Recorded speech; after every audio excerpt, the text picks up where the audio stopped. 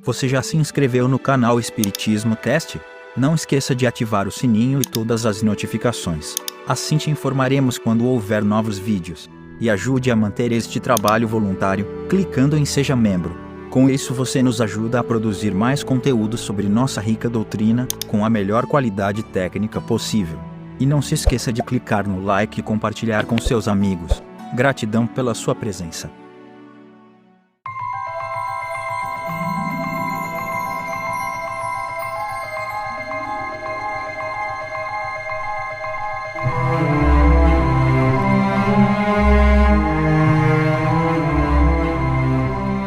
Olá meus amigos, minhas amigas, como é que vocês estão? Sejam bem-vindos a mais um episódio onde estudamos o livro dos médiuns. Hoje nós vamos começar um capítulo novo chamado Da Formação dos Médiuns. Especificamente vamos estudar o desenvolvimento da mediunidade. Então, sem demora, olha lá o capítulo. Sem demora, vamos aí, nós estamos no item 200. Ocupar-nos-emos aqui, especialmente, com os médiuns escreventes, por ser o gênero de mediunidade mais espalhado e, além disso, porque é, ao mesmo tempo, o mais simples, o mais cômodo. O que dá resultados mais satisfatórios e completos é também o que toda a gente ambiciona possuir. Infelizmente, até hoje, por nenhum diagnóstico se pode inferir, ainda que aproximadamente, que alguém possua essa faculdade.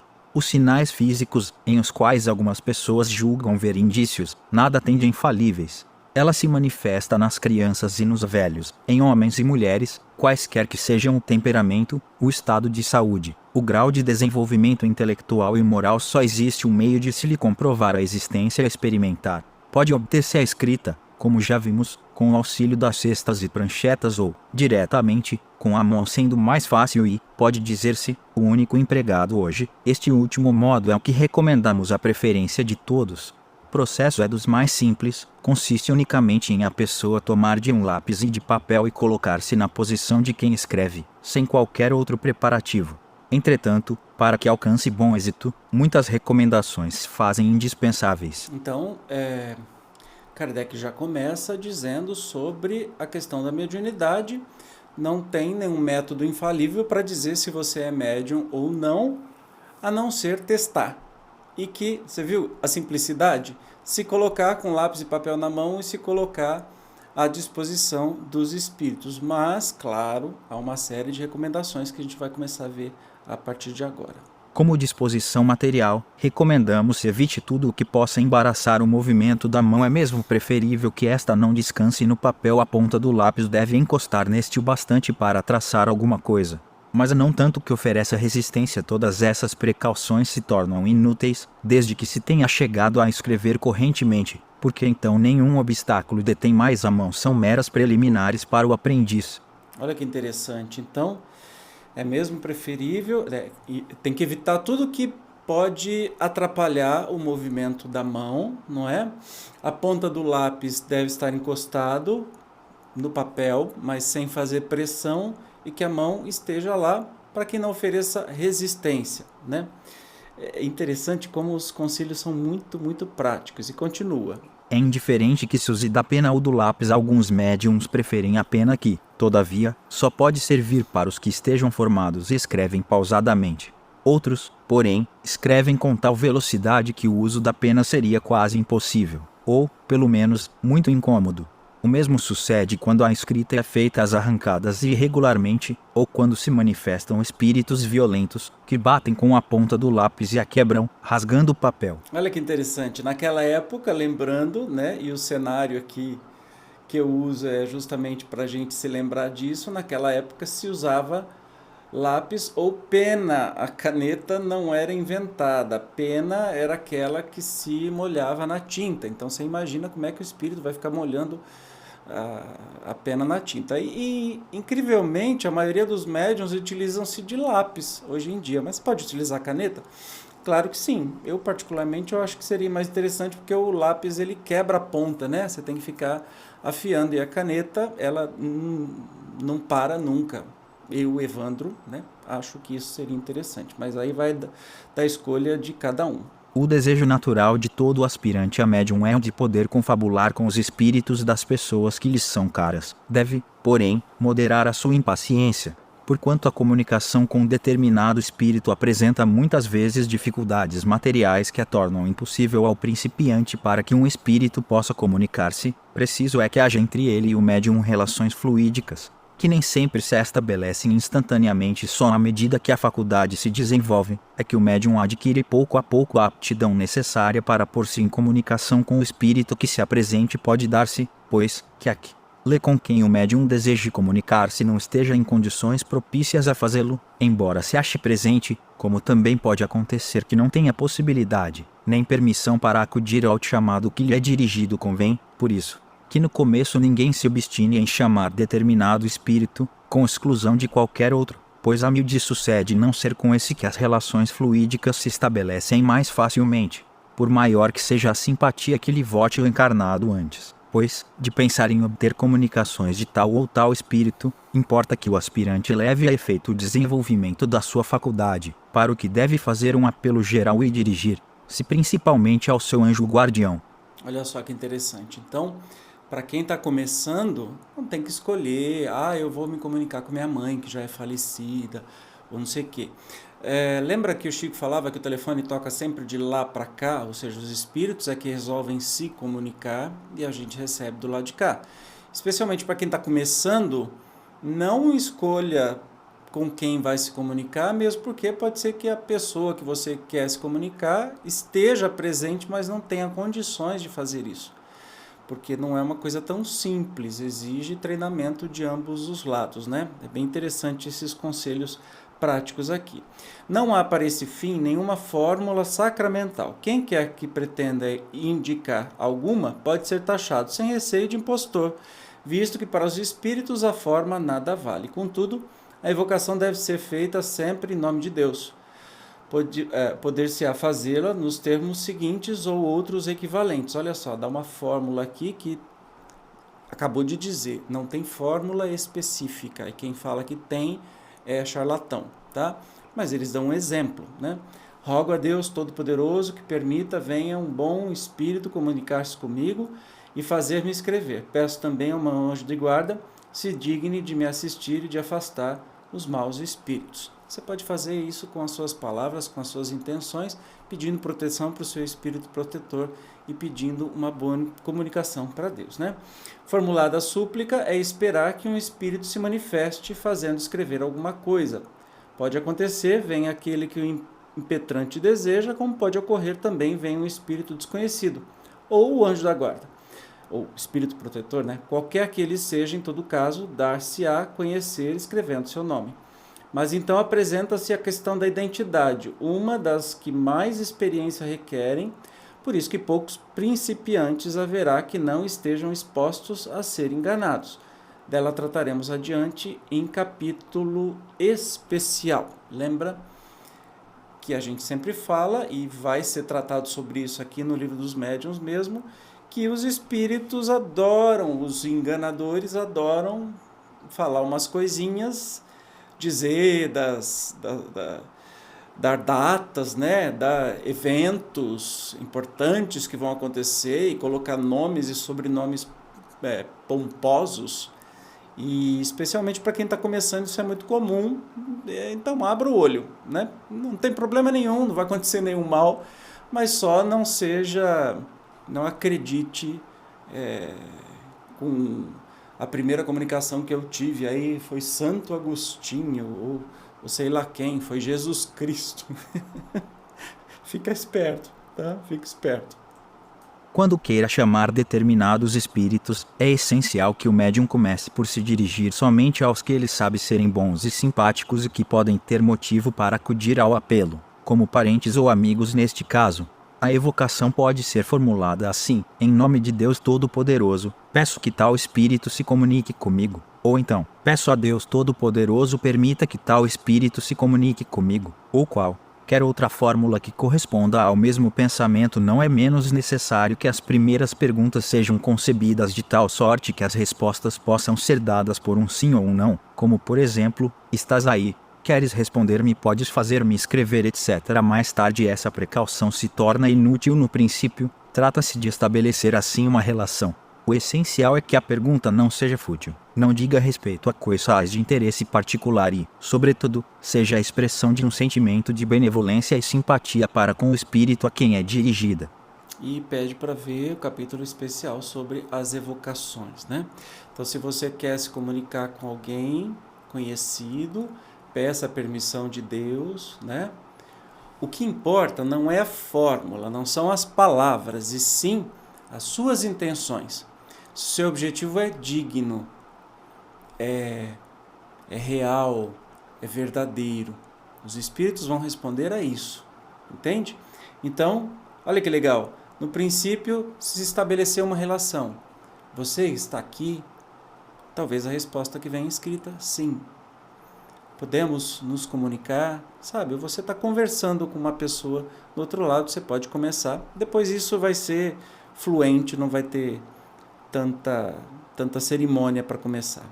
Coisa ainda mais importante a ser observada do que o modo da evocação são a calma e o recolhimento, juntos ao desejo ardente e à firme vontade de conseguir-se o intuito por vontade. Não entendemos aqui uma vontade efêmera, que age com intermitências e que outras preocupações interrompem a cada momento, mas uma vontade séria, perseverante, contínua, sem impaciência, sem febricitação à solidão, o silêncio e o afastamento. De tudo o que possa ser causa de distração favorecem o recolhimento. Então, uma só coisa resta fazer: renovar todos os dias a tentativa, por 10 minutos ou um quarto de hora, no máximo, de cada vez, durante 15 dias, um mês, 2 meses e mais, se for preciso. Olha que dicas preciosas, né? Primeiro, não tenha ansiedade. Vai num ambiente calmo, tranquilo, faça de coração e tenta por 10, 15 minutos. Se não houver comunicação, no outro dia de novo, 10, 15 minutos. Por um mês, 2 meses ou mais, se for preciso, né? E eu aqui como músico, claro que aconselho se você colocar uma música instrumental suave, uma música erudita suave, sem palavras, só tocada, né? Isso pode ajudar na concentração. Conhecemos médiuns que só se formaram depois de 6 meses de exercício, ao passo que outros escrevem corretamente logo da primeira vez. Então não tem uma regra, tá? Você pode sair escrevendo ou você pode demorar para ter este desenvolvimento, esta habilidade. Para se evitarem tentativas inúteis, pode consultar-se, por outro médium, um espírito sério e adiantado deve, porém, notar-se que, quando alguém inquire dos espíritos se é médium ou não, eles quase sempre respondem afirmativamente. O que não impede que os ensaios resultem infrutíferos. Isso se explica naturalmente desde que se faça ao espírito uma pergunta de ordem geral, ele responde de modo geral. Ora, como se sabe, nada é mais elástico do que a faculdade mediúnica, pois que pode apresentar-se sob as mais variadas formas e em graus muito diferentes. Pode, portanto, uma pessoa ser médium sem dar por isso, e não sentir. Do diverso daquele que imagina a esta pergunta vaga, sou médium. O espírito pode responder, sim, a esta outra mais precisa. Sou médium. O escrevente pode responder, não. Olha que interessante. Você pode fazer uma pergunta para um outro espírito em outro médium, né? Mas faça a pergunta certa. Você perguntar, sou médium, o espírito vai responder que sim, porque todos nós somos médiums. Mas médium escrevente, aí já é uma outra história. Deve também levar-se em conta a natureza do espírito a quem é feita a pergunta. Aos tão levianos e ignorantes, que respondem a torto e a direito, como verdadeiros estúrdios. Por isso aconselhamos se dirija o interrogante a espíritos esclarecidos, que, geralmente, respondem de boa vontade a essas perguntas e indicam o melhor caminho a seguir-se, desde que haja possibilidade de bom êxito. Por isso que a gente aconselha sempre a praticar a mediunidade em casas espíritas. Não é que não vai funcionar se você fizer na sua casa, sozinho, tá? Mas é sempre bom você ter uma supervisão, alguém mais velho, mais experimentado no tema, com mais conhecimento, para poder te orientar. É mais seguro, evita frustrações e tudo mais. Então, por isso que a gente recomenda. Também, aquele negócio de você ter que ficar 5 anos estudando para começar um trabalho mediúnico, isso, desculpe, isso é do movimento espírita, isso me cheira até um preciosismo meio bobo, não é isso. Eu acho que você pode ter o estudo e a prática, como a gente faz na nossa casa espírita, que tem um estudo de 1 hora para uma prática mediúnica de 15, 20 minutos e tudo supervisionado por pessoas que já são médiuns há muitos e muitos anos e pelo dirigente da casa e tudo mais. Então você estuda e pratica, entende? É assim que eu acredito e a gente acredita que deva ser mais tranquilo. Kardec é adepto disso, né? Ele incentiva você a praticar a mediunidade, não precisa fazer cursos e mais cursos. Né? Você estuda, mas vai praticando também. Um meio que muito frequentemente dá bom resultado consiste em empregar-se, como auxiliar de ocasião, um bom médium escrevente, maleável, já formado, pondo ele a mão, ou os dedos, sobre a mão do que deseja escrever. Raro é que este último não o faça imediatamente. Compreende-se o que em tal circunstância se passa. A mão que segura o lápis se torna, de certo modo, um apêndice da mão do médium, como seria uma cesta ou uma prancheta. Isto, porém, não impede que esse exercício seja muito útil, quando é possível empregá-lo, visto que, repetido a miúde regularmente, ajuda a vencer o obstáculo material e provoca o desenvolvimento da faculdade algumas vezes. Basta mesmo que o médium magnete com essa intenção, a mão e o braço daquele que quer escrever, não raro até limitando-se o magnetizador a colocar a mão no ombro daquele. Temo-lo visto escrever prontamente sob essa influência. Idêntico efeito pode também produzir, se sem nenhum contato, apenas por ato da vontade do auxiliar. Concebe-se facilmente que a confiança do magnetizador no seu poder para produzir tal resultado há de aí desempenhar papel importante e que um magnetizador incrédulo fraca ação ou nenhuma exercerá. O concurso de um guia experimentado é, além disso, muito útil, às vezes, para apontar ao principiante uma porção de precauçõezinhas que ele frequentemente despreza, em detrimento da rapidez de seus progressos. Sobretudo, o é para esclarecê-lo sobre a natureza das primeiras questões e sobre a maneira de propô-las. Seu papel é de um professor que o aprendiz dispensará logo que esteja bem habilitado. Você viu que interessante, né? Então, se você está no trabalho mediúnico e um médium experimentado pode colocar a mão sobre a sua mão, se você é médium principiante, ou sobre o seu braço, ou sobre o seu ombro, até mesmo pela vontade, e que dá muito resultado isso porque você está sob a ação magnética e espiritual deste médium mais experiente, do seu protetor espiritual, do protetor espiritual do médium e assim por diante. Então, é como se fosse um professor que vai te guiar pelos caminhos e vai te fazer uma série de precauçõezinhas, né, de avisos, olha, faça isso, não faça aquilo, se prepare assim e assado. É muito interessante ter essa assistência, por isso que é recomendado fazer isso em casa espírita, tá? Continuando. Outro meio que também pode contribuir fortemente para desenvolver a faculdade consiste em reunir-se certo número de pessoas, todas animadas do mesmo desejo e comungando na mesma intenção. Feito isso, todas simultaneamente, guardando absoluto silêncio e num recolhimento religioso, tentem escrever, apelando cada um para o seu anjo da guarda ou para qualquer espírito simpático. Ou, então, uma delas poderá dirigir, sem designação especial e por todos os presentes, um apelo aos bons espíritos em geral, dizendo, por exemplo, em nome de Deus Todo-Poderoso, pedimos aos bons espíritos que se dignem de comunicar. Se por intermédio das pessoas aqui presentes é raro que entre estas não haja algumas que deem prontos sinais de mediunidade, ou que até escrevam correntemente em pouco tempo. Olha que interessante, é praticamente uma sessão espírita numa casa espírita, que não existiam casas espíritas. Existiam as sociedades espíritas que se discutiam, mas as reuniões mediúnicas eram familiares, eram em casas dos médiuns mesmos. Compreende-se o que em tal caso ocorre. Os que se reúnem com um intento comum formam um todo coletivo, cuja força e sensibilidade se encontram acrescidas por uma espécie de influência magnética que auxilia o desenvolvimento da faculdade. Entre os espíritos atraídos por esse concurso de vontades estarão, provavelmente, alguns que descobrirão nos assistentes o instrumento que lhes convém. Se não for esse, será outro, e eles se aproveitarão desse.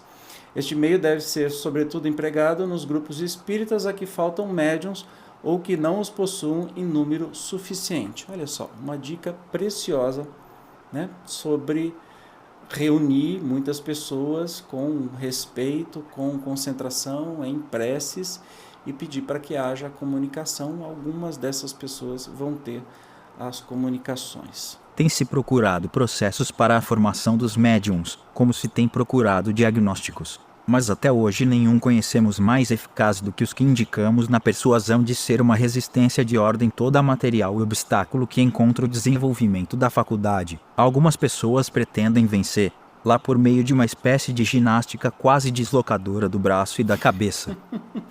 Não descrevemos esse processo que nos vem do outro lado do Atlântico, não só porque, está falando das Américas, né? Não só porque nenhuma prova possuímos da sua eficiência, como também pela convicção que nutrimos de que há de oferecer perigo para os de compleição delicada, pelo abalo do sistema nervoso. Se não existirem rudimentos da faculdade, nada poderá produzi-los, nem mesmo a eletrização, que já foi empregada sem êxito com o mesmo objetivo. Olha só, ele faz aviso, vai saber que nos Estados Unidos eles estavam tentando fazer para desenvolver a tal mediunidade. Até choque elétrico? Minha Nossa Senhora Aparecida, hein?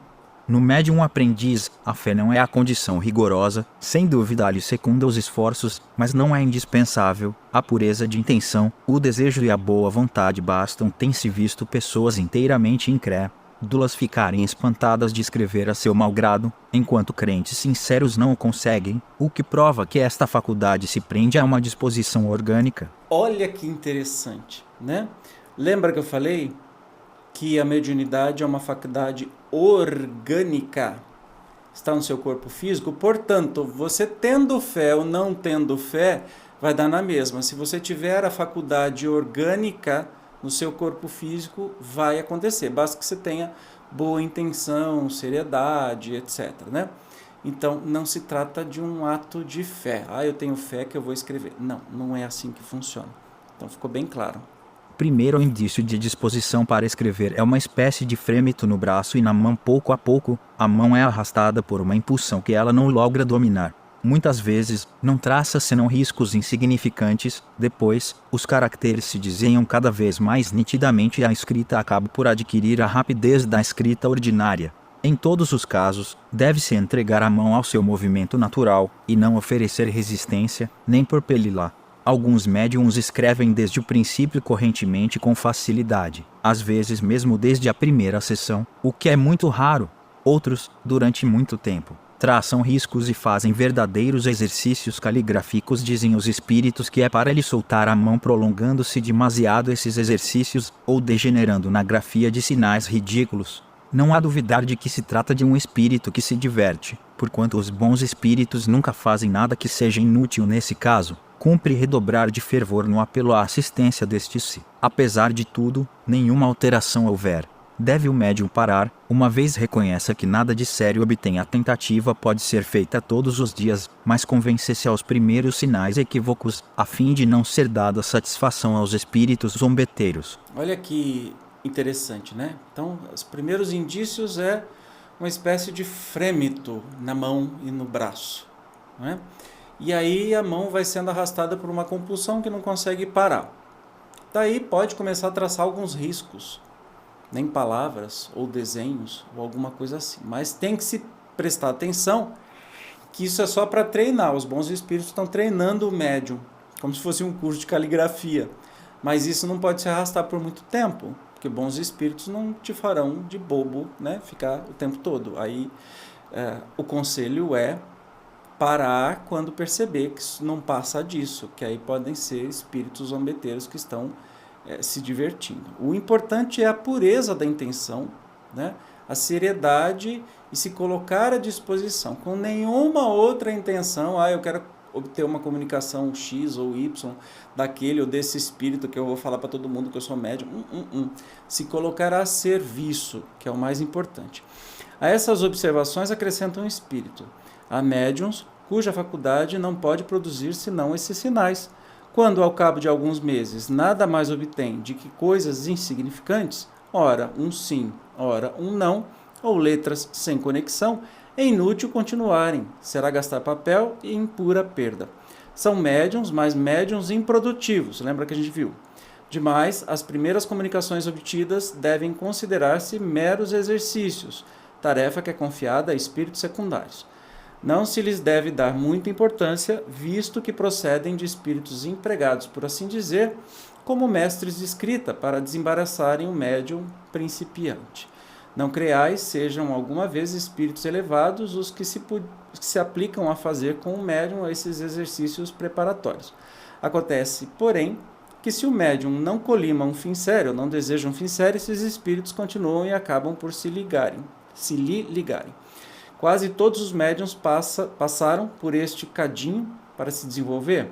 Cabe-lhes fazer o que seja preciso para captar a simpatia dos espíritos verdadeiramente superiores. Não dá para acrescentar absolutamente nada nestas recomendações, tá? Vamos continuar. O escolho com que topa a maioria dos médiums principiantes é o de terem de haver-se com espíritos inferiores e devem dar-se por felizes quando são apenas espíritos levianos. Toda a atenção precisam pôr em que tais espíritos não assumam predomínio. Porquanto, acontecendo isso, nem sempre lhe será fácil desembaraçar-se deles.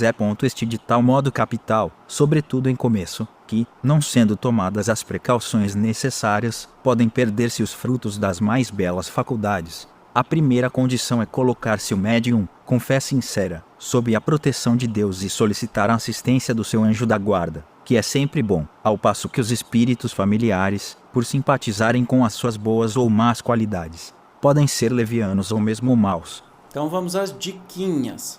Primeiro, não tenha medo, tá? Espíritos levianos, brincalhões ou até maldosos podem se comunicar por seu meio? Podem. Isso significa que você vai estar possuído? Não. Você está treinando, né? Você vai entender. O que não pode é você ser subjugado, ou se entregar, ou acreditar nas coisas assim tão facilmente. Precisa de uma bela análise sempre crítica.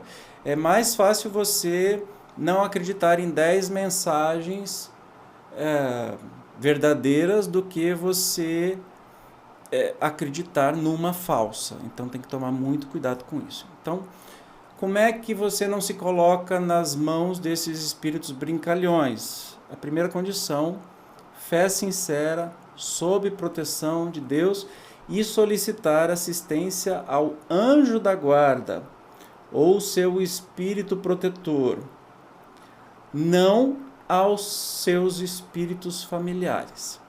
Qual a diferença de uma coisa e de outra? A gente já estudou isso no Livro dos Espíritos. O seu espírito protetor, o seu anjo da guarda, o seu mentor, é sempre um espírito de uma categoria mais elevada do que a sua, né?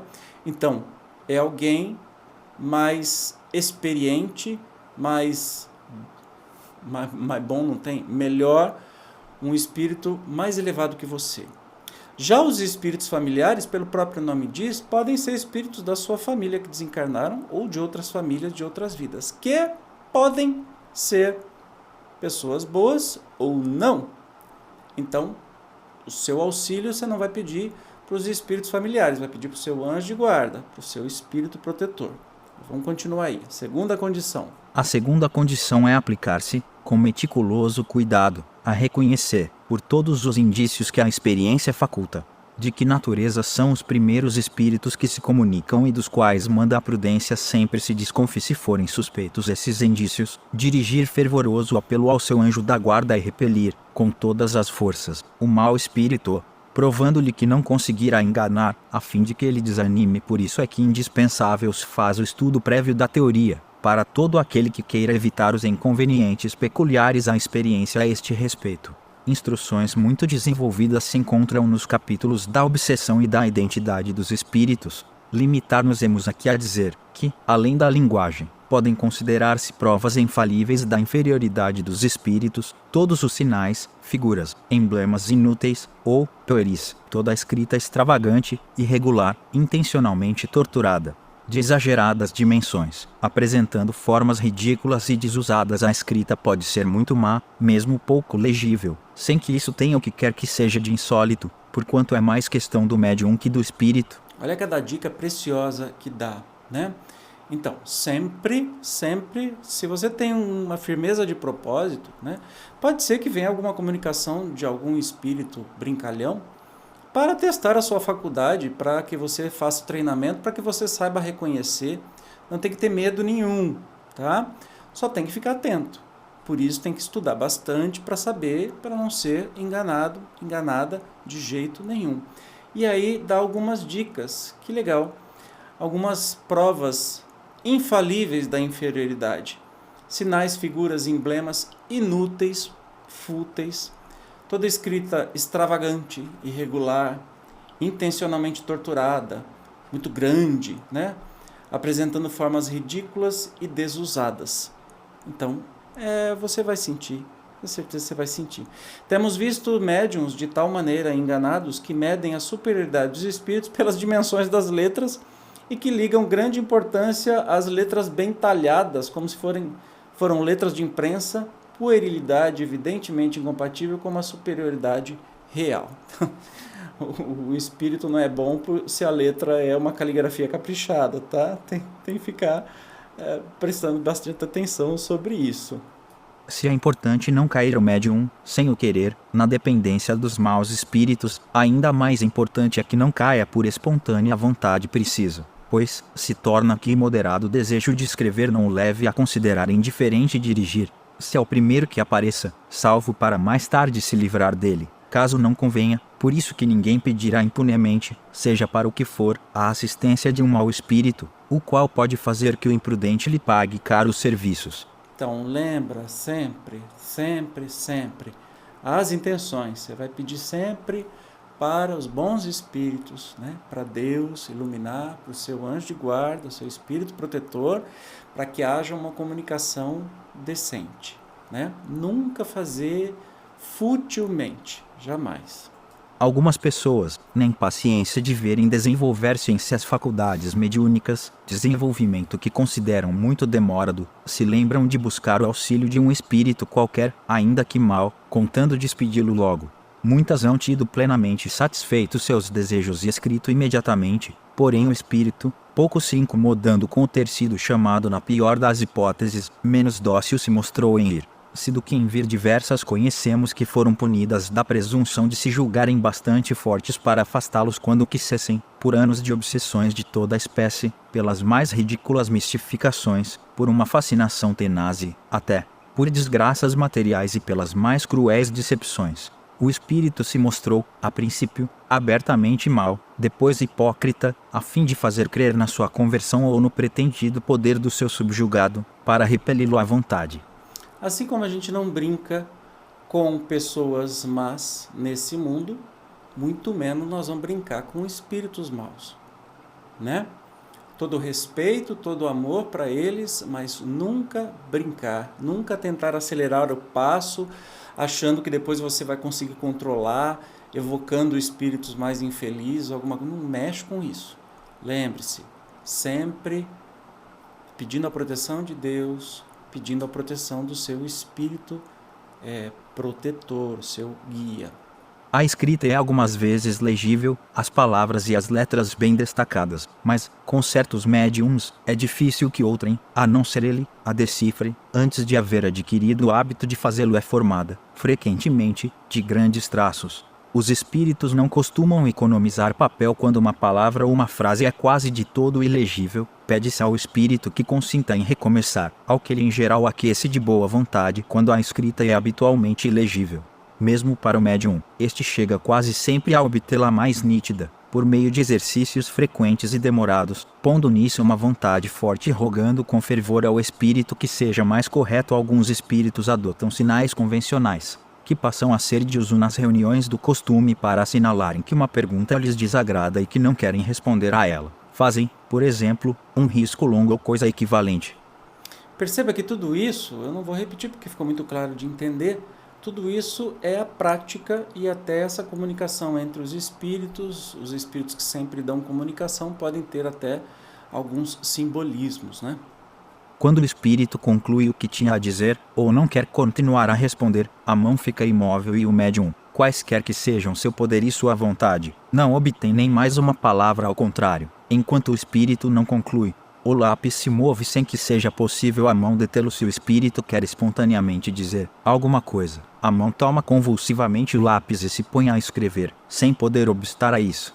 O médium, aliás, sente quase sempre em si alguma coisa que lhe indica ser momentânea parada, ou ter o espírito concluído. É raro que não sinta o afastamento deste último. Estas as explicações essenciais que temos para ministrar. No tocante ao desenvolvimento da psicografia, a experiência revelará, na prática, alguns pormenores de que seria inútil tratar aqui e a cujo respeito os princípios gerais servirão de guia. Se muitos forem os que experimentarem, haverá mais médiuns do que em geral se pensa. Olha que legal. Então você tem aí as dicas do começo, tá? Mas é só o começo. Você pode estudar. Eu aconselho que você releia, especialmente se você for fazer, né, o exercício mediúnico, que releia este capítulo inteiro, tá? Mas vamos continuar aqui. Tudo o que acabamos de dizer se aplica à escrita mecânica e a que todos os médiums procuram, com razão, conseguir. Porém, raríssimo é o mecanismo puro. A ele se acha frequentemente associada, mais ou menos, a intuição. Tendo consciência do que escreve, o médium é naturalmente levado a duvidar da sua faculdade. Não sabe se o que lhe sai do lápis vem do seu próprio ou de outro espírito. Não tem absolutamente que se preocupar com isso e, nada obstante, deve prosseguir. Se observar a si mesmo com atenção, facilmente descobrirá no que escreve uma porção de coisas que lhe não passavam pela mente, que até são contrárias às suas ideias. Prova evidente de que tais coisas não provêm do seu espírito. Continue, portanto, e, com a experiência, a dúvida se dissipará. Experiência, sempre experiência. É muito comum, especialmente no começo, né, que o médium não saiba ou até duvide que a comunicação é de algum espírito. Ele vai achar que isso saiu da sua cabeça. Beleza, se saiu, tem problema nenhum. Isso é o tal do animismo. Não tem problema nenhum. Por isso, preste muita atenção nas mensagens. Quando você perceber que tem mensagens que você nem pensava nisso, e que as ideias são até contrárias daquilo que você pensa, aí você já começa a ter uma experiência de que aquilo não saiu de você. Entendeu? Mas não tenha medo e não tenha receio. Vai passar pela sua cabeça que o que está sendo escrito não é espírito, é você mesmo. Beleza, tá tudo certo, continue com a prática e sempre com alguém que tenha experiência em mediunidade vai poder te orientar e juntos vão analisar as comunicações. É assim mesmo, viu? Tranquilo. Se ao médium não foi concedido ser exclusivamente mecânico, todas as tentativas para chegar a esse resultado serão infrutíferas. Erro seu, no entanto, fora o julgar-se, em consequência, não aquinhoado se apenas é dotado de mediunidade intuitiva. Cumpre que com isso se contente e ela não deixará de lhe prestar grandes serviços, se a souber aproveitar e não a repelir. Então, se você, como eu, não é um médium mecânico, que já sentou em mesa mediúnica e não obteve nenhuma comunicação, não se apoquente, não se aquinhoe, não fique chateado. Se a sua mediunidade é intuitiva, como a minha é, você vai poder fazer uso dela. Necessariamente você não vai ser um médium escrevente, mecânico, semimecânico, sei lá o que. Vai ser intuitivo e você vai usar essa mediunidade da melhor maneira possível, tá? Mas tente, pratique. Desde que, após inúteis experimentações efetuadas seguidamente durante algum tempo, nenhum indício de movimento involuntário se produz, ou os que se produzem são por demais fracos para dar resultados, não deve ele hesitar em escrever o primeiro pensamento que lhe for sugerido, sem se preocupar com o saber se esse pensamento promana do seu espírito ou de uma fonte diversa. A experiência lhe ensinará a distinguir. Aliás, é frequente acontecer que o movimento mecânico se desenvolva ulteriormente, depois, né? Dissemos acima haver casos em que é indiferente saber o médium se o pensamento vem de si próprio ou de outro espírito. Isso ocorre quando, sendo ele puramente intuitivo ou inspirado, executa por si mesmo um trabalho de imaginação. Pouco importa, atribua a si próprio um pensamento que lhe foi sugerido. Se lhe acodem boas ideias, agradeça ao seu bom gênio, que não deixará de lhe sugerir outras. Tal é a inspiração dos poetas, dos filósofos e dos sábios. Entendeu? Mesmo que não seja mecânico e você acha que o pensamento é seu, pode ser que não seja. Se você é médium intuitivo, esse pensamento está sendo soprado intuído a você e vai ter o mesmo bom uso. Não é importante se você acha que a ideia é sua ou não. O que importa é a pureza de intenção. Entende que a coisa central está na pureza da sua intenção, mais nada.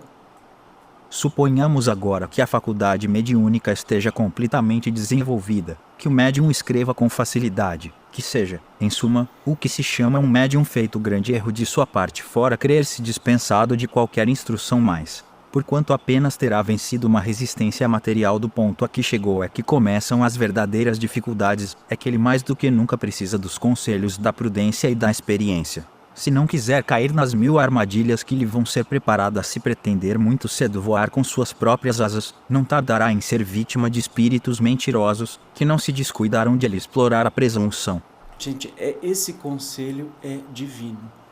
Eu conheço, não um, não dois, mas muitos médiuns, muito experientes, muito famosos, que têm publicado coisas que dizem que é de espírito tal, que são verdadeiros absurdos, aberrações, coisas assim, nada a ver com nada, especialmente ligados à política do país. Muito cuidado.